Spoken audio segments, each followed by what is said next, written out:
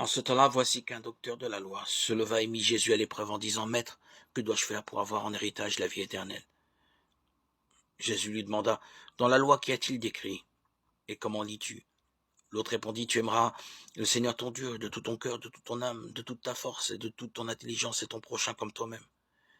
Jésus lui dit, Tu as répondu correctement. Fais ainsi et tu vivras. Mais lui, voulant se justifier, dit à Jésus, Et qui est mon prochain? Jésus reprit la parole. Un homme descendait de Jérusalem à Jéricho et il tomba sur des bandits. Ceux-ci, après l'avoir dépouillé et roué de coups, s'en allèrent le laissant à moitié mort. Par hasard, un prêtre descendait par ce chemin, il le vit et passa de l'autre côté. De même, un lévite arriva à cet endroit, il le vit et passa de l'autre côté. Mais un samaritain qui était en route arriva près de lui.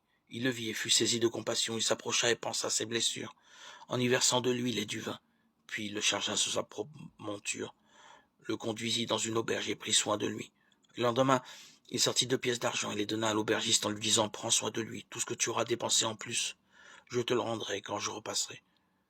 Lequel des trois, à ton avis, a été le prochain de l'homme tombé aux mains des bandits? Le docteur de la loi répondit, Celui qui a fait preuve de pitié envers lui. Jésus lui dit, Va, et toi aussi fais de même.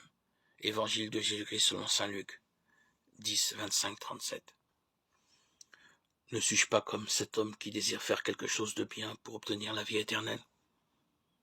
Mais en réalité, je ne peux agir bien que par grâce, c'est-à-dire dans la mesure même où Dieu me donne part à sa vie divine. C'est un don gratuit reçu au baptême. Il m'est simplement demandé de le laisser s'épanouir en moi pour qu'il porte du fruit. De tout cœur, je rendrai grâce au Seigneur dans l'assemblée parmi les justes. Grandes sont les œuvres du Seigneur, tous ceux qui les aiment s'en instruisent. Psaume 110.